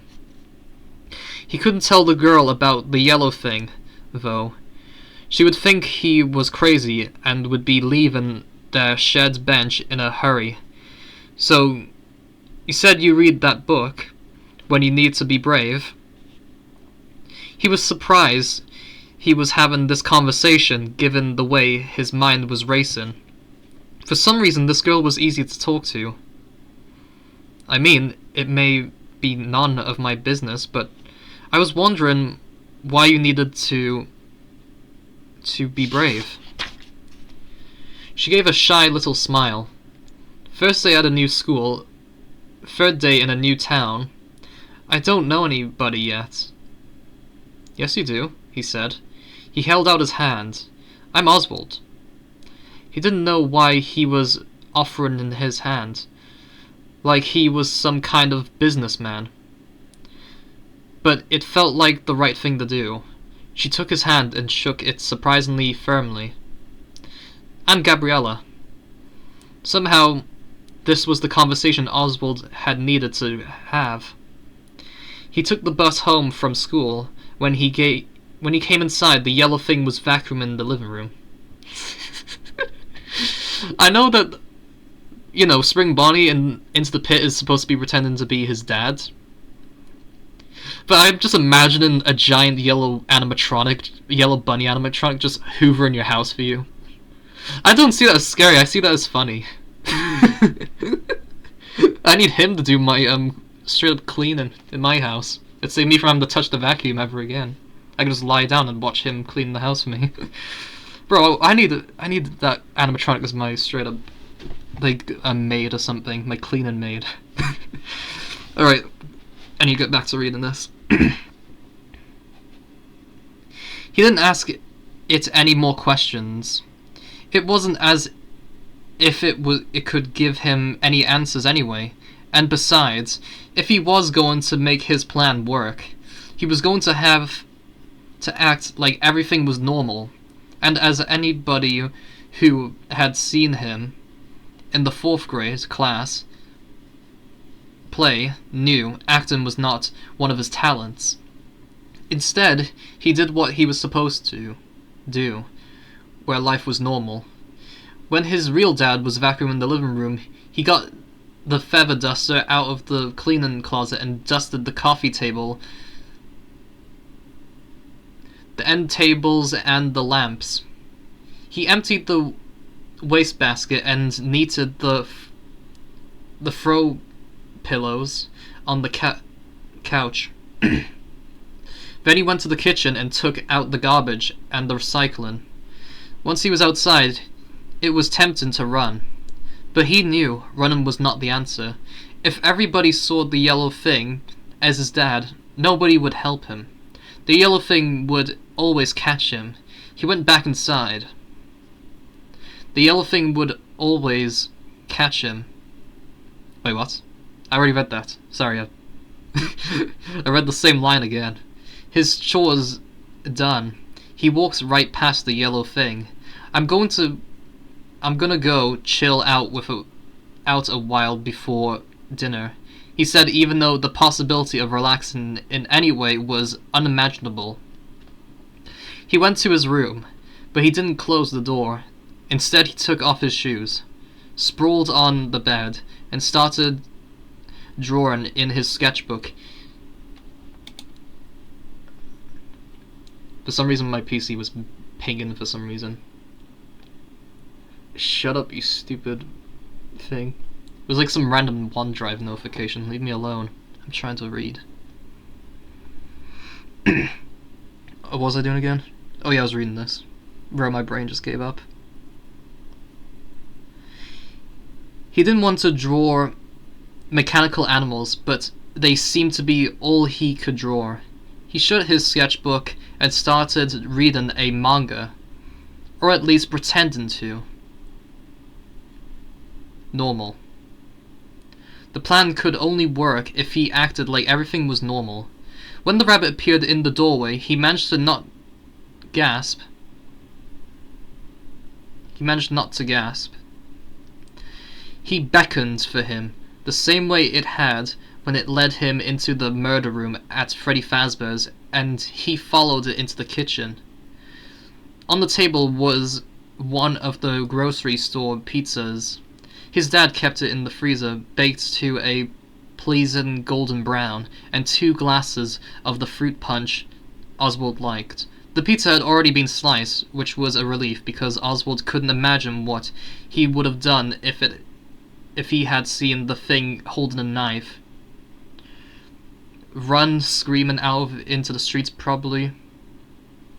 Oswald sat down at the table and helped himself to a slice of the pizza. He didn't feel much like eating, but he knew he couldn't act like anything was wrong. He took a bite of pizza, a sip of punch. "Aren't you going to eat anything, Dad?" he asked. It was hard calling the thing Dad, but he managed. The yellow thing sat across from him in silence, with its unblinking stare and frozen grin, an untouched pizza slice on a plate in front of it, besides an untouched glass of punch. Could it even eat? Oswald wondered. Did it need to?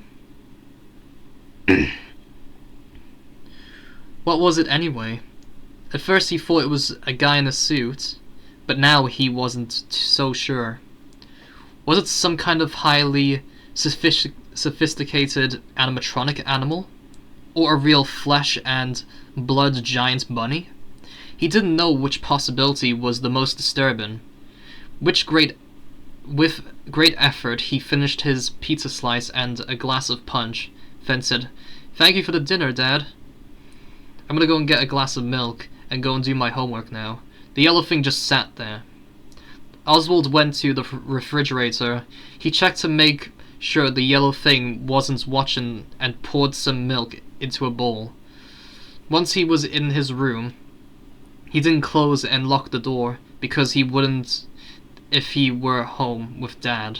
With his dad normal so as not to arouse suspicion.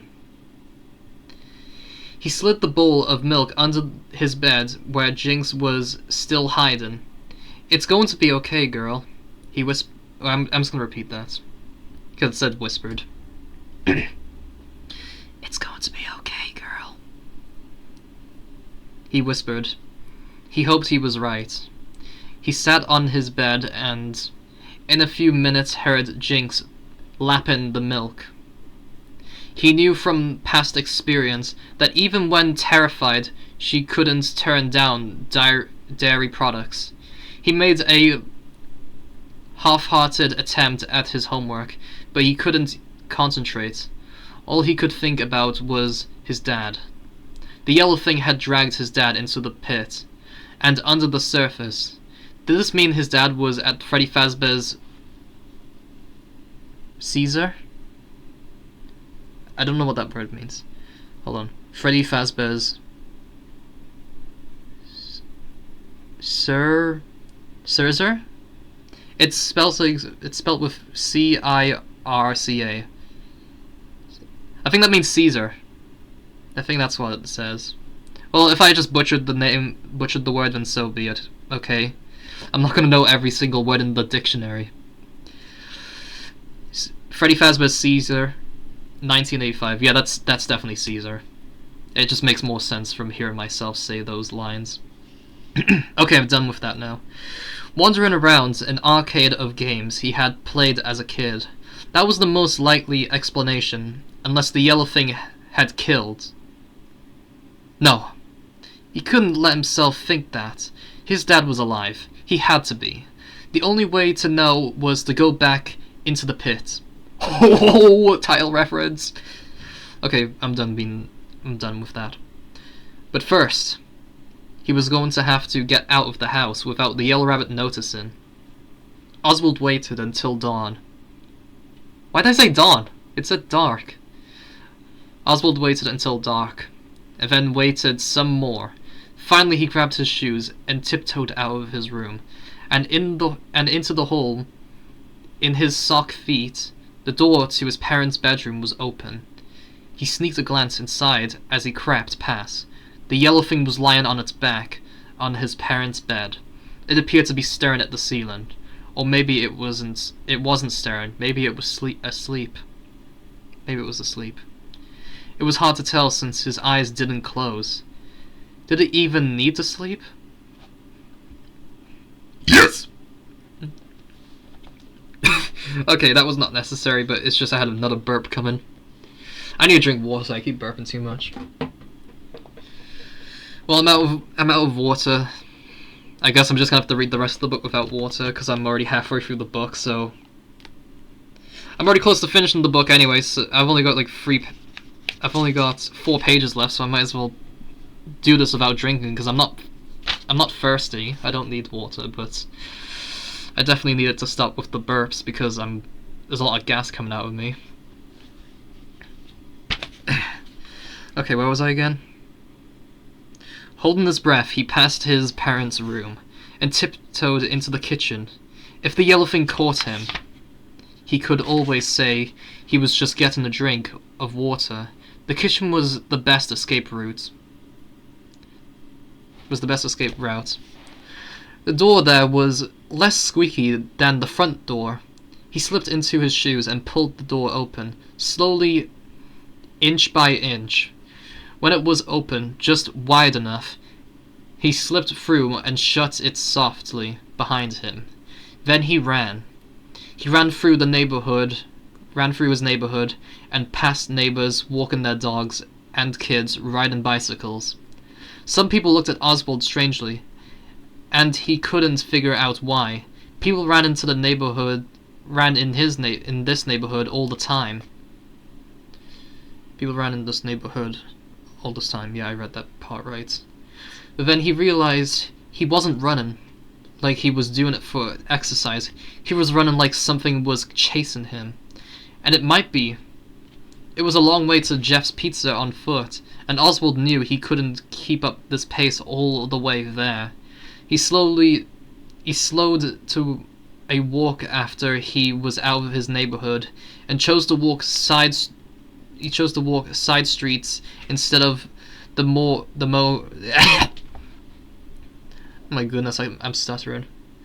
Instead of the more direct route, so he'd be harder to follow. He was afraid Jeff's Pizza might be closed by the time he reached it, but when he arrived, hot and out of breath, the lighted open sign was still on. Inside, Jeff was at the counter, watching a ball game on TV, but otherwise the place was empty. You know, we just serve whole pizzas at night. No slices, Jeff said in his usual monotone. As always, looked exhausted. Yeah, I just stopped by to get a soda to go, Oswald said. His gaze roamed to the roped-off bull pit. Jeff looked a little puzzled, but finally said, "Okay. Let me get you a pie out of the oven, then I'll get it for you. Orange, right?" "Right, thanks." As soon as Jeff disappeared into the kitchen, Oswald ran to the back corner and dove into the pit. The familiar musty smell filled his nose as he sank beneath the surface. He sat on the pit's floor. He counted to 100, as he always did, even though he wasn't sure it served any purpose in getting him to make the jump to Freddy Fazbear's in 1985. Okay. He shifted on the pit's floor and felt something solid press against his lower back. A shoe? It felt like the sole of a shoe. He scooted around and grabbed it. It was a boot, a steel-toed work boot, like his dad used to wear to work at the mill, and now wore to his job at the snack bar. Why did I say snack bar? It's snack space. At the snack space. He moved his hands up a little. An ankle in the kind of thick boot sock his dad liked. He crawled farther across the floor of the pit. The face he had to feel the face. If it was some giant furry head like the Yellow's thing, he might never stop screaming, but he had to find out. His hand found a shoulder. He reached to the chest and felt the cheap fabric of a white undershirt. He was shaken as he reached higher. He felt an unmistakably human face, skin and stubble. A man's face. Was it Dad? And was he... He had to be alive. He had to be. Oswald had seen shows where people who have been in emergency situations suddenly developed amazing strength and found themselves able to lift the front end of a car or tractor. This was the kind of strength Oswald needed to find. His dad wasn't a big man, but he was still a man, and weighted at least twice as much as his son. He had to move his dad if he was going to save him. If this even was his dad, If this wasn't some kind of cruel hoax set up by the yellow thing to trap him, Oswald couldn't let himself think these thoughts, not if he was going to do what he had to do. He got behind the person, grabbed under his arm pits and pulled. Nothing happened. Dead weight. Oswald thought. No, not dead. Please, not dead. He pulled again, this time with more force, making a noise that was somewhere between a grunt and a roar. This time the body moved and Oswald pulled again, standing up and getting the person's head and shoulders above the surface. It was his dad, a pale and unconscious, but breathing, definitely breathing, and around them, not Freddy Fazbear's in 1985, but a normal present-day weirdness of Jeff's Pizza. How could Oswald get him out? He could call Mom. As a nurse, she would know what to do, but what if she thought he was crazy or lying? He felt like the boy who cried wolf, or the boy who cried rabbit. What is that on my page? What the hell? Oh my goodness, it was a dead spider in my straight up book. And I had no idea my FNAF book killed a dead spider. It was like a baby dead spider. That is so funny. Alright, I'm done talking about spiders. I need to focus on this book. He felt it before he said it. Before he saw it. The presence behind him. The awareness of something in his personal space. Before he could turn around, a pair of furry yellow arms locked around him in a fearsome embrace. He got his right arm free, enough to jab his elbow into the yellow thing's midsection. He got loose, but the thing was blocking the exit to the pit. He couldn't get out of the pit by himself, let alone with his poor, passed-out dad. Acting more than thinking, Oswald charged at the rabbit with his head down. If he could just throw it off balance or knock it under the surface, maybe he could make it end up in 1985, Freddy Fazbear's, and buy Oswald and his dad some time to escape. He headbutted the yellow thing and knocked it into the ropes, and netting that surrounded the bull pit. Its stump bled a little, righted itself, and then, arms outstretched, lunged towards Oswald. It pushed Oswald against the wall of the pit, its eyes dead as always. It unhinged its jaw to reveal double rows of fangs and as sharp as... Wait, what's that say?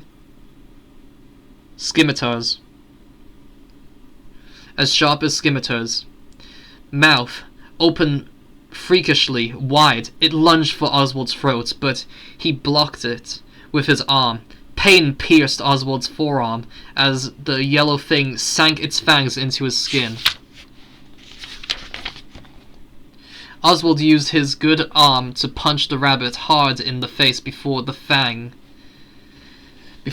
pierced too deeply. Fangs? What kind of crazy rabbit had fangs? The thing's jaw released their grip, but there was no time to survey the damage because the thing was lunging towards Oswald's dad, its jaw wide open, like a snake about to swallow its unsuspecting prey. Its fangs were red with Oswald's blood. Oswald elbowed the yellow thing aside and moved between it and his still unconscious father. You. Leave. My dad. Alone!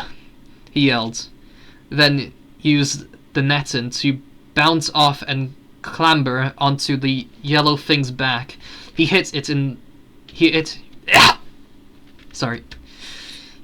head with his fist, scratched at its eyes, which didn't feel like a living creature's eyes. The rabbit stumbled back into the netting and ropes, then grabbed Oswald's arm and slung him hard off its shoulders and into the pit. Oswald fell head first under the surface, grateful that the bottom of the pit was soft. His arms was throbbing, his whole body was exhausted, but he had to get up. He had to save his dad. Like those ancient Greek heroes Gabriella had told him about, he had to be brave and face the monster. Oswald rode unsteadily to his feet. Somehow, when it shook Oswald off, the yellow thing must have gotten tangled in the ropes and netting that lines the bull pit. A rope was looped around its neck, and it grasped the rope with its big paws. Trying to get free, Oswald couldn't understand why it was failing to free itself until he saw that the yellow thing's feet weren't touching the floor of the pit. The yellow thing was suspended from the rope, which was tied securely to a metal rod at the top of the bull pit. The rabbit had hanged itself.